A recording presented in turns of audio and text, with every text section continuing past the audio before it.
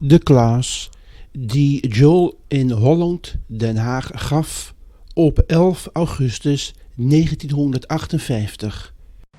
And she learned and practiced and proved that a mind imbued with truth could destroy sin, disease, and death. There was nothing of a spiritual nature. Here was a human body filled with sin, disease, or death, and a mind, her mind, or yours or mine, imbued with truth, could remove that. And on that basis she healed and did beautifully. But then one day she woke up to a very sad fact. Some of her students had discovered that the same mind, turning the truth upside down, could do evil with it. And they were. And so she wrote a chapter called Demonology for her early book, in which she told the story of some of her students who were using the power of mind destructively.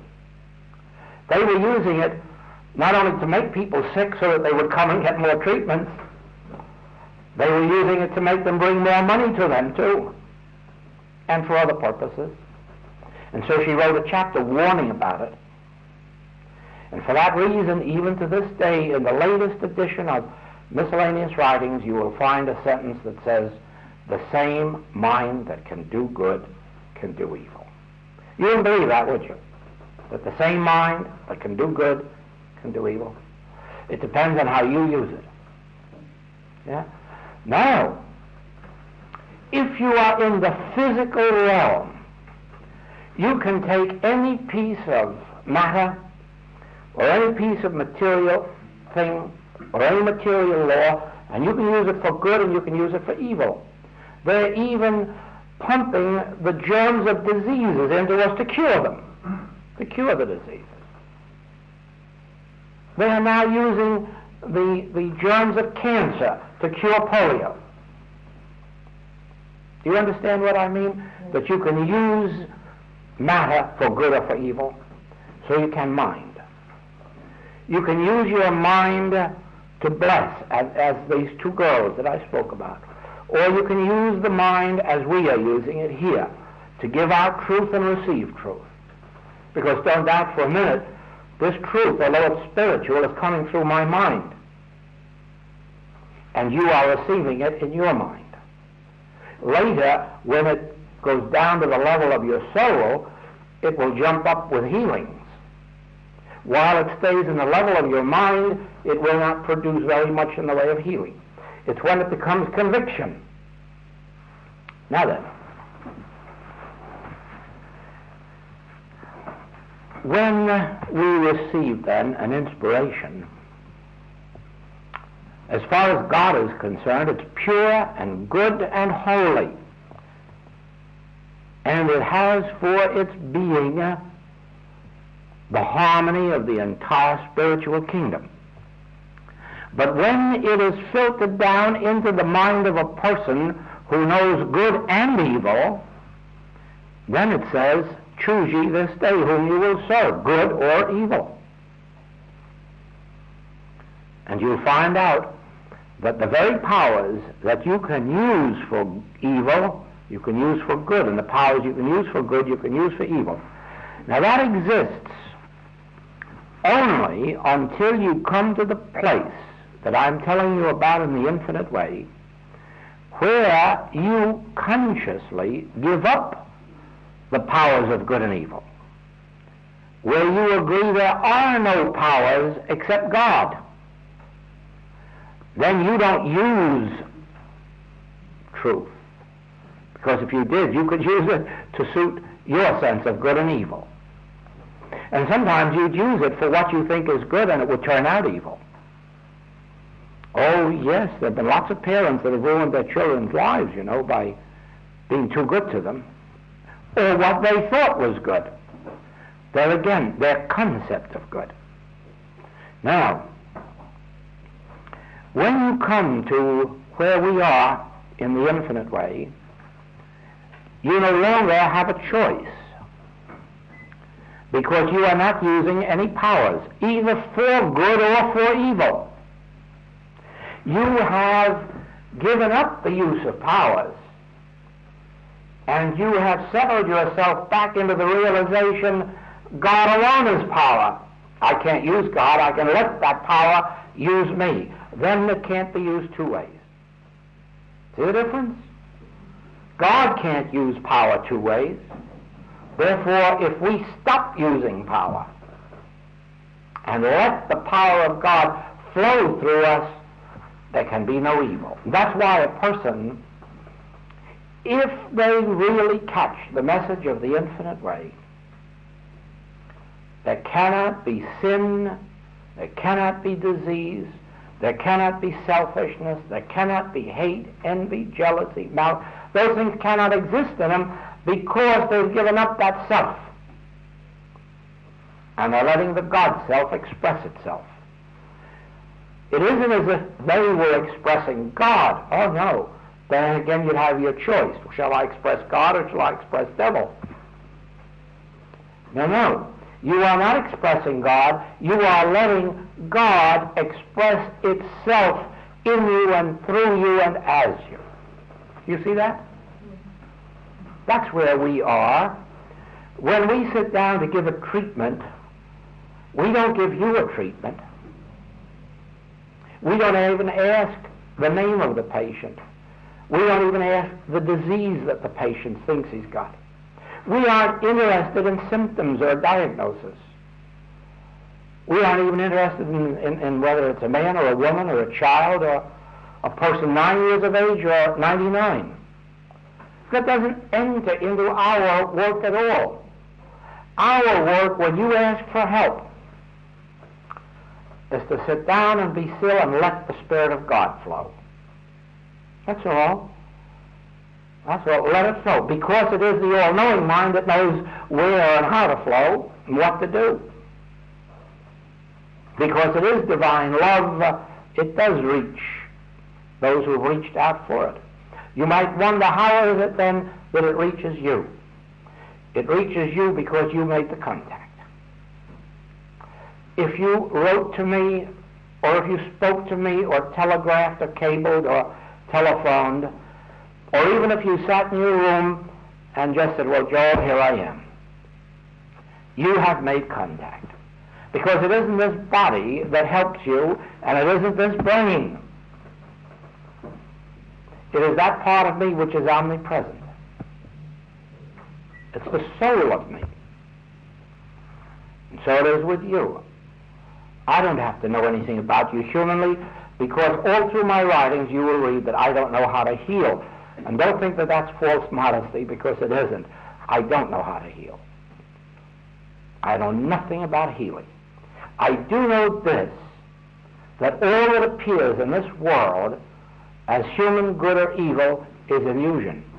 It isn't illusion out there, it's illusion in the mind of the person who's beholding it. Out there is the temple of the living God. Out there, I would have to say with Peter, ye are the Christ, the Son of the living God. I know you. And your body is the temple of the living God, because I'm seeing out through my soul faculties. I'm not looking out through my human eyesight and judging by appearances. Do you see that? Now, you will find, as you continue in the study of Infinite Way writings, you will find a little exercise that all of our students go through. Look down at your feet and ask yourself the question, are you down there in your feet?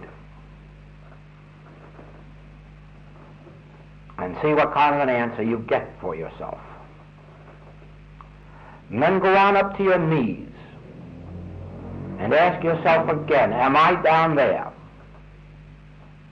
And go up to your waist, and go up to your chest, and go up to your head, and go all the way up to the top of you, and ask yourself, am I there? And you'll come up with a realization before you're through that there isn't any place from your toenails to the topmost part of your hair where you are. No surgeon could find you there because you aren't there. And the minute you realize that, you begin to see the secret of your true identity. Because you have thought when you looked in the mirror that you were seeing you. And now you'll know that you never have seen you in a mirror because you aren't there. You've seen your body. But that's different than you. See that? That's different than you. And as you travel up and down your body several times, you really finally come to the awareness, I'm really not here.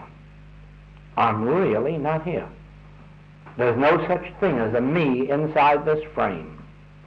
And then you'll know why it is that absent treatment is successful. Because there is no absent treatment. Wherever you are, I am. And wherever I am, you are. Because none of us is confined in a body. None of us is confined in a country called Holland or the United States. No. None of us is confined in the earth or in the air. I fill all space, and so do you. There's only one eye. There are not 50 eyes in this room. There's only one eye, and I am that one. When you reach out for help, I am that one. When I respond, I am that one. For that one isn't a man named Joel, that one is God. God is your true identity, and God is my true identity. And when you reach out to me, you reach out to God. But who do you think it is reaching out? God. That's oneness. One God. Thou shalt have only one God. And that one closer to you than breathing and nearer than hands and feet. So when you reach out to a practitioner for help, are you reaching out further than your own heart or breathing? No. No, not that you're inside here. That's only the idea of closeness, oneness. Closer to you than breathing, nearer than hands and feet, am I. So when you reach out, you're reaching out to the infinity of your own being, appearing as Joel today, but somebody else will be reaching out to you tomorrow. When you have recognized your true identity, when you have stopped believing that you inhabit a carcass, a body. Do you see that? And when you realize that you are nowhere between the toenail and the topmost hair of the head, then you'll say, where am I?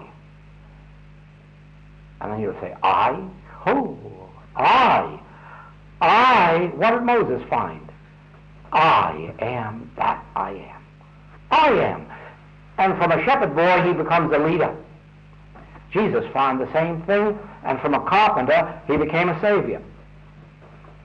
What was the difference between Jesus and all the other Hebrews at the temple in Jerusalem? He's the only one who discovered who I am. And that's why he could say to his disciples, whom do ye say that I am? And it took a Peter to finally realize, oh, have we been so long with you and have not realized? Thou art the Christ.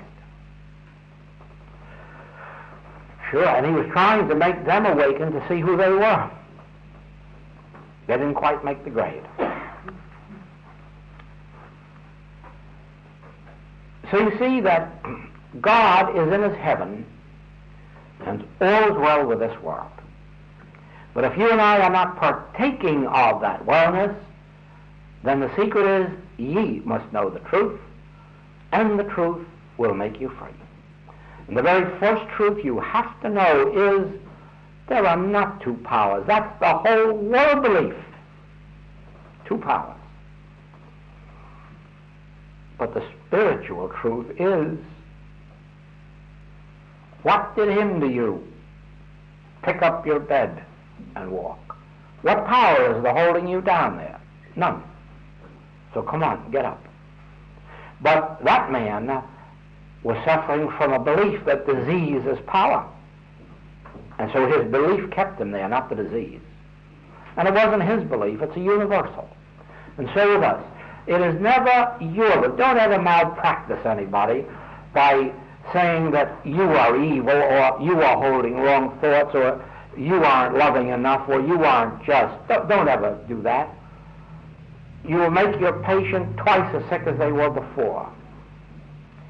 Release everybody from condemnation and say, there is no sin in you at all. I do not hold you in bondage, and I do not judge you or condemn you. I find no fault in you. You are perfect. Then what are we dealing with? A universal belief which you're accepting.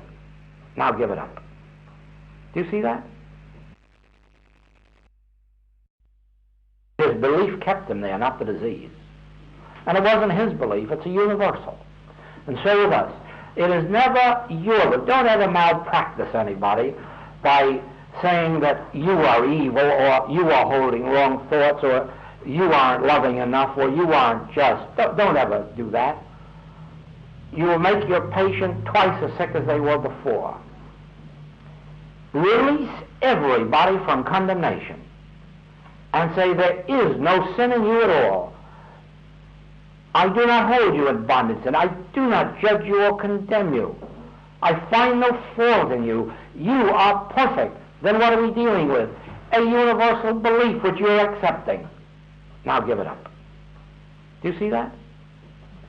Don't make the metaphysical mistake of saying you should be more loving, you should be more grateful, you ought to attend church, you ought to read so many pages of my books. Don't ever do that, because you're putting the burden of guilt on innocent people.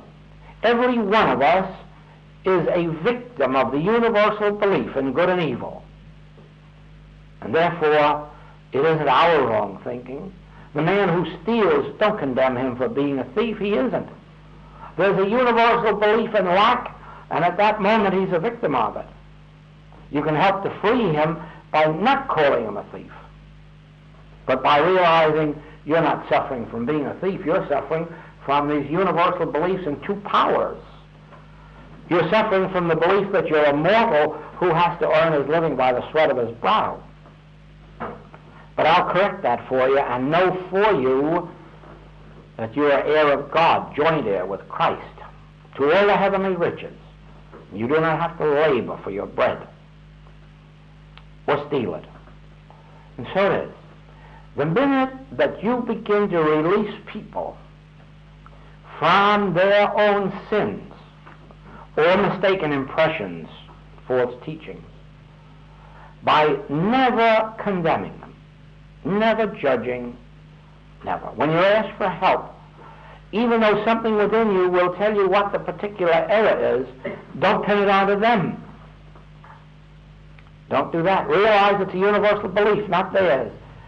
And you will be forgiving them. And you'll be releasing them from their sins. I learned a lot of this by being a Christian Science reader in prisons. And I learned that there is no such thing in prisons as bad men. Every single man in there is suffering from the belief that he's bad. And the judge that sentenced him believed it too. They weren't bad. Some of them were stupid. Some of them were ignorant of spiritual law. Some of them were even ignorant of how to earn a living. But they weren't bad. There wasn't one that I ever met that wanted to be a thief, if he was sane. Not one. They were driven by some circumstance of the moment that threw them into that life. When we came along then and said, we're not here to reform you, we're here to reveal to you your true identity. You ought to see the difference in those men and know how quickly many of them went free. Just because condemnation was lifted from them. And they began to have respect for themselves and to believe that there was hope in the world. And I found in my healing practice that as long as I never held a person in condemnation to their sins or to their ignorance of truth, but always set them free in the realization, I know thee who thou art, the Christ, the Son of the living God, and even your body is the temple of the living God, and then realize whatever it is that's holding you in bondage isn't you, it's a belief that we have pinned on you.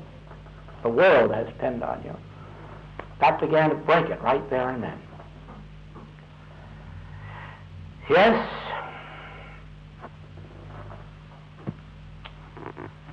the principles of the infinite way are not difficult. They are revolutionary, but they're not difficult. But they are difficult to put into practice because they contradict what we have heretofore known.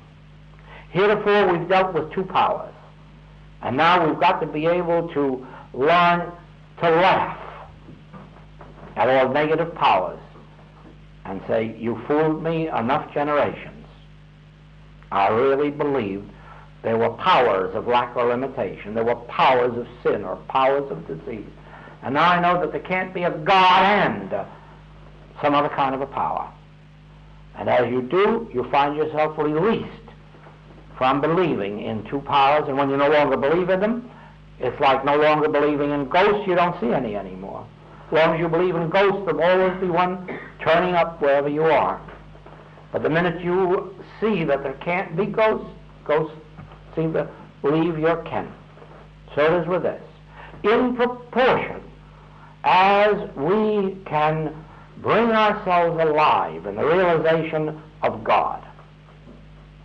Thou shalt love the Lord thy God with all thy soul, with all thy heart, with all thy mind, with all thy being. How can you do all that and fear something else? That's not loving God. That's not even believing in a God of one power. Take these principles. You'll find many of them in the writings of the Infinite Way. They're always referred to as the correct letter of truth. Work with that correct letter of truth until it becomes a spirit of truth in you, the consciousness of truth, like this very one of I. Don't hesitate day after day to sit down for a few minutes and just examine your body and see if you really can find yourself inside of it. And one of these days it'll dawn on you, of course I'm not in there. Of course I'm not in there. Where could I be? And then you'll begin to realize you are as omnipresent as God is. And then you'll know why the place whereon thou standest is holy ground. Because God is there. And it's the same way if your thought rests in Australia, that's where God is. Because you aren't outside of God. Well, you will have a good bit of reading to do in my writings to get acquainted with all of these principles. And as I've said, there are now many, many, many of my class tapes here in The Hague. And those of you who really want it can avail yourself of them and hear them. And whatever help any of us can be in this work, we're glad to do it. As you all know by now, Mrs. Van Aikman Bassett here is sort of a guiding light around this place, and was the one through whom I first came to Holland in this work. And all the work that I've given has been under her leadership, if you want to call it that, or direction, and always here in her home or a couple of times in a public hall. But with what we witness here this time, I do not hesitate in saying that by the next time I come, there'll have to be a larger place.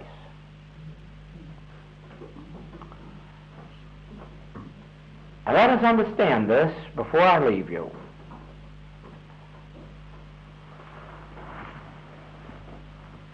I've said it before, I'm just repeating it. There is no infinite way organization. This work is carried on in the strangest way imaginable. I doubt that many of you could understand it or believe it.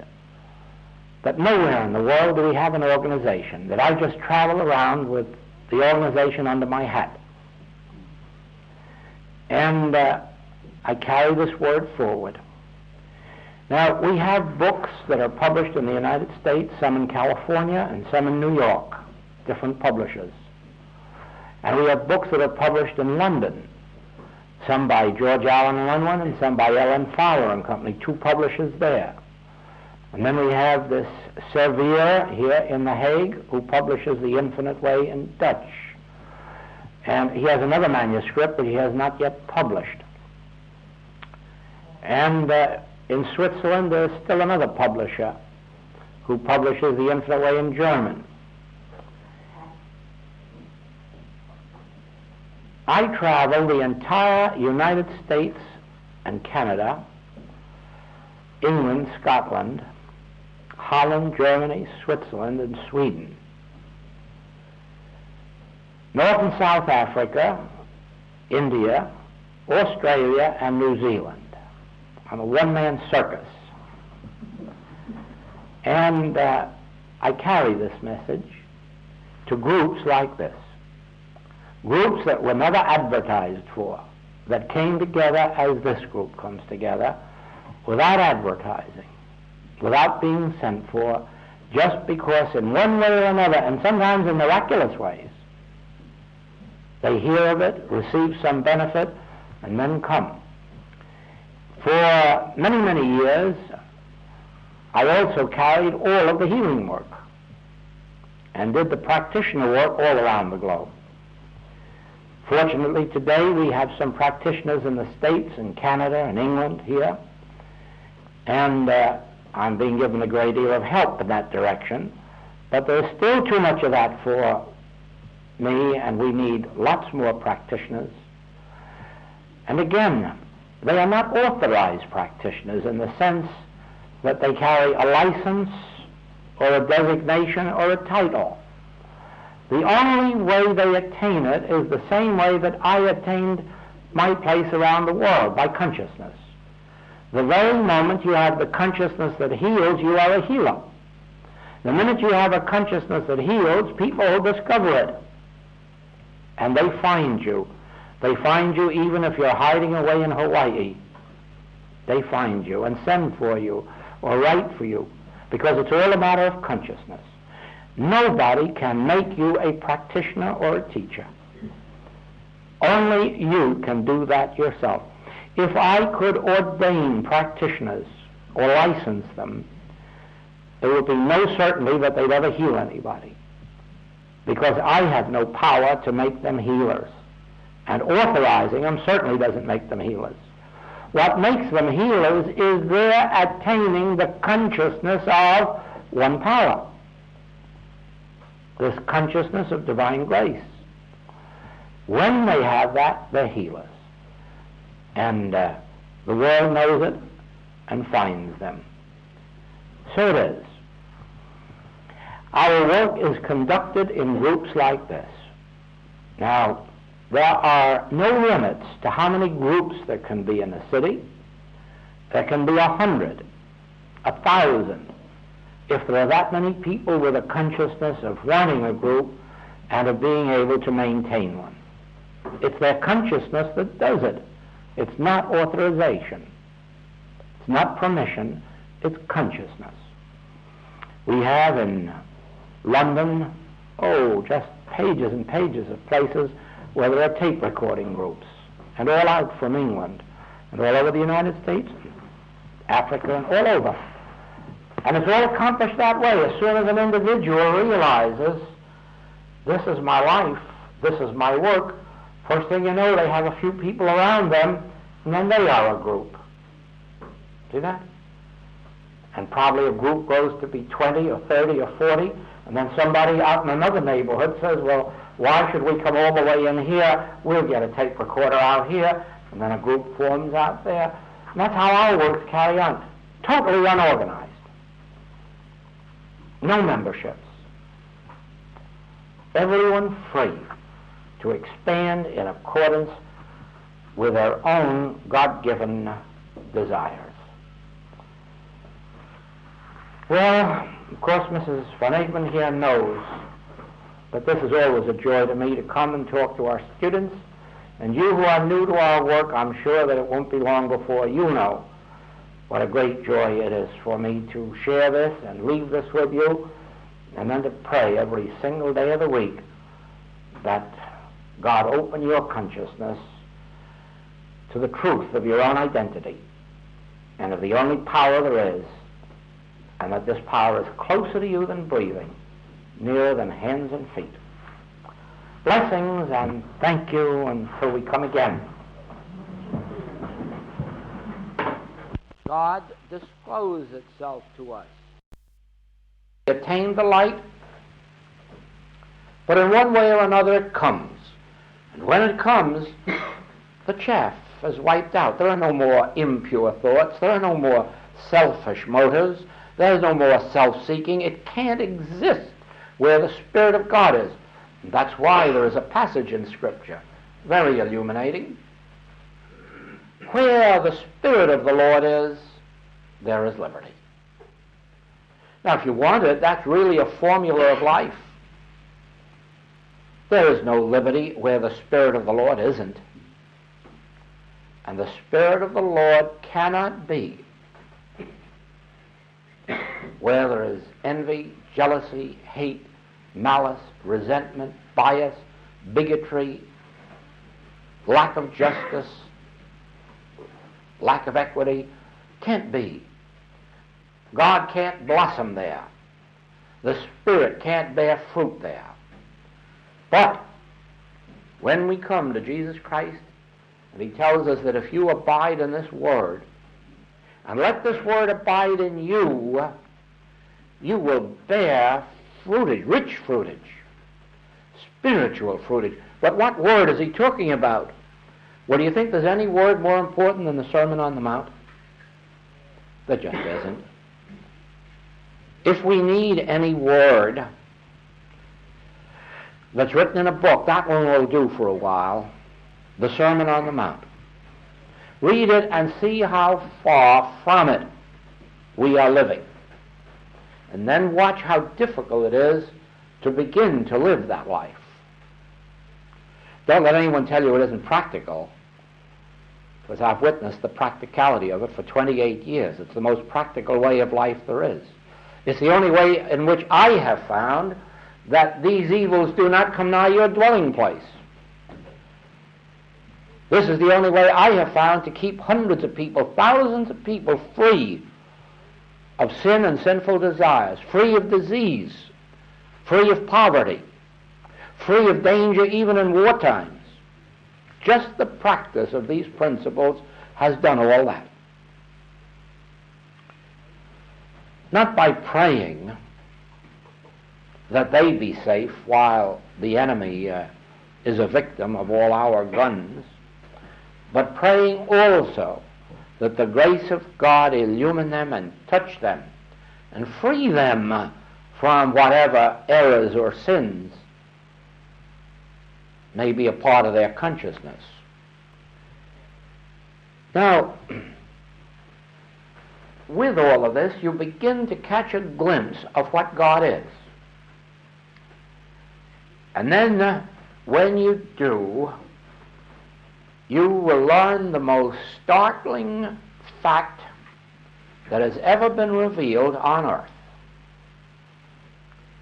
You will learn that man is not responsible for his sins, his diseases, his death, or his poverty. You will then begin to perceive that your wrong thinking had nothing to do with your disease or your poverty. And you'll find out then that there is a way to keep you from all of these dangers and diseases and deaths of the world. Not that you may demonstrate it in one generation and 100%, but you'll be awfully happy demonstrating it in 80 or 90%.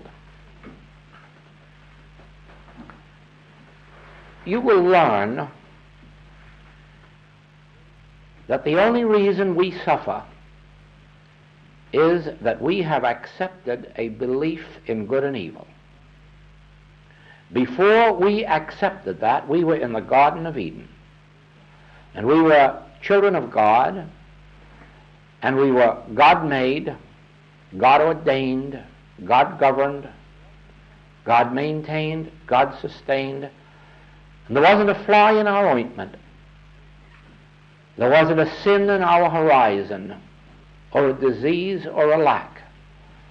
We were perfect beings, and perhaps you think that it's not possible to live that way on earth, but stop thinking it. It is possible to live that way right here on earth. Right now, too.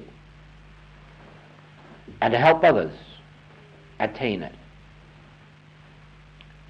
Into the mind of man, and the experience is described as eating of the fruit of the tree of the knowledge of good and evil. Into the mind of man came this sense of separation, which made some things good and some bad, some conditions good and some bad. And man began a dual life, lived outside the realm of God. For in the realm of God, I can assure you, there is no evil. None of any nature. That's why it said that in His presence there is fullness of joy, because there isn't a trace. When you're in the presence of God, there isn't a trace of a sin, a disease, a false appetite, a lack or limitation. There isn't a thing but complete and perfect harmony when you are in His presence. Where the Spirit of the Lord is, there is liberty. There isn't a trace of bondage to sense, sin, disease, death, or anything else. But we cannot enter the presence of God while we have the powers of good and evil in our mind.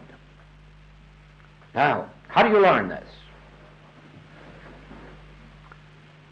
I'm not talking now, I know that I'm not talking to strangers to the metaphysical world. I know that probably every one of you here has a background of either Christian Science or Unity or New Thought, one of the teachings. And so you'll understand when I say to you that your first experiment can begin with spiritual healing. And we will assume now that you want to be responsible for the healing of someone in your family, friends, yourself.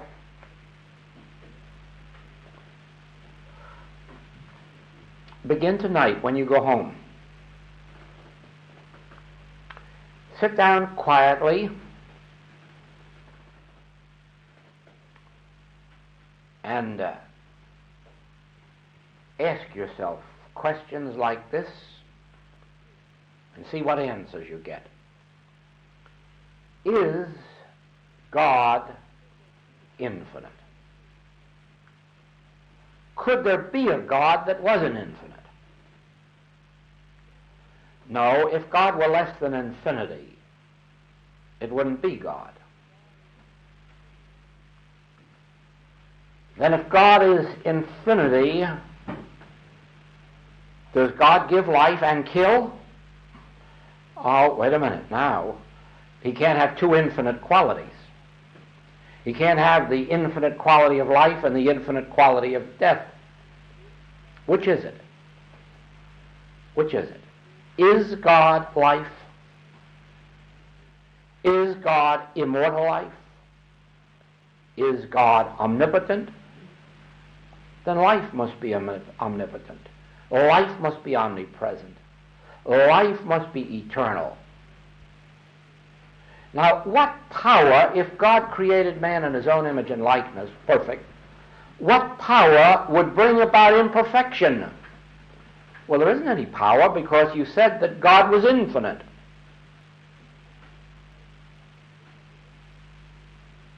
Now think of that.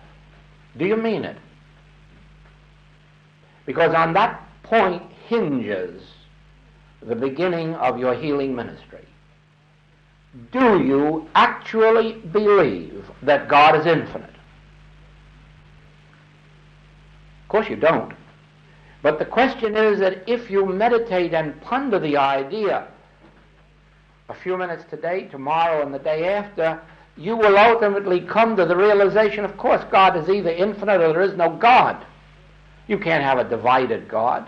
Neither can you have a God of good and a God of evil. Then that's been my mistake. I've had two powers. I've had a power that could cause disease, or a power that could perpetuate disease, a power that could kill from disease. Well, when I look at it in that light, of course, it's an impossibility to believe that there are two powers. You can't have an infinite God and another power, or else you've wiped out your infinite God. But how does that shape up with what we see on earth? Well, who do we accept as the greatest teacher, exemplar, way shower of the nature of God on earth? Jesus Christ? Of course. Who else?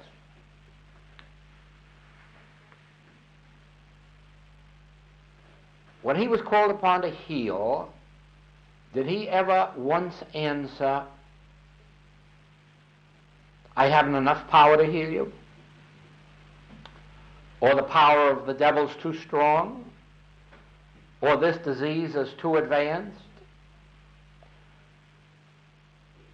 Did he ever once say or indicate that disease was natural, normal, or right? To a crippled man, he said, what did hinder you? He knew what hindered him. The man was crippled. But did he acknowledge it as a power? Heavens, no. He said, here, pick up your bed and walk. There's no power to hold you there. Because I'm telling you, God is the only power there is. To the blind man, do you know how he healed the blind man? By putting spittle on his eye. Do you know what spittle is to a Hebrew? A sign of contempt. When a Hebrew spits, that means he's contemptuous of you. That's his sign of contempt, to spit. And Jesus, knowing this, picked up this contemptuous spittle, this nothingness, and healed a man with it. Did he prove that spittle was power, or did he prove that blindness wasn't power? And that's your answer. He didn't prove that spittle had healing power. He proved that blindness didn't have the power to blind. And the man opened his eyes. Pilate, I can crucify you or set you free. Thou couldst have no power over me unless it came from God. If I didn't submit myself to this, you couldn't do a thing. Because I've disappeared through crowds many a time when I wanted to. I've raised the dead, I've healed the sick, I've fed the hungry. You haven't any power.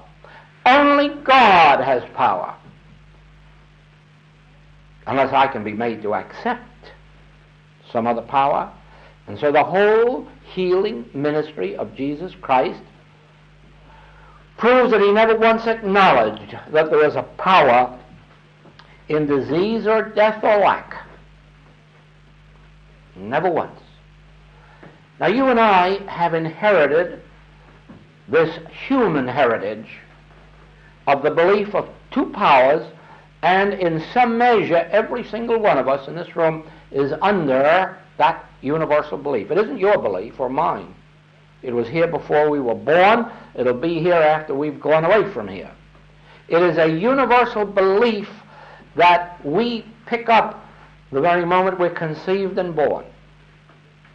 And from then on we suffer from it. All our lives we're suffering from the belief of good and evil until at some point in your spiritual ongoing you become acquainted with the teaching of Jesus Christ, and you realize that he lived only for one purpose, and that was to prove there is no power on earth but God, and that power is good. And to know that is to lift you up out of sin, disease, or death.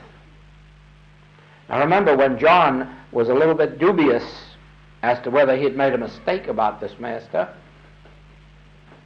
and sent and asked, art thou he that should come? His answer wasn't yes or no. His answer was, Go, show John what things ye have seen. The sick are healed. The dead are raised. The blind have their eyes opened. The deaf have their ears opened. By what power? By not acknowledging that there is any power but one. One power, and that power is God. Now, when you sit down to heal and you pray God to remove your diseases or your sins, you might as well save your breath. Because if you don't, you'll be as ludicrous as these people who write about Lourdes. 100,000 people make a trek to Lourdes, all praying to God and all praying through the same church and all praying through the same priests. And out of 100,000, 15 get healed and they give God the glory. They don't say a word about what God did to 99,985. He just ignored their prayers as if they weren't on earth. Do you believe God healed that 15?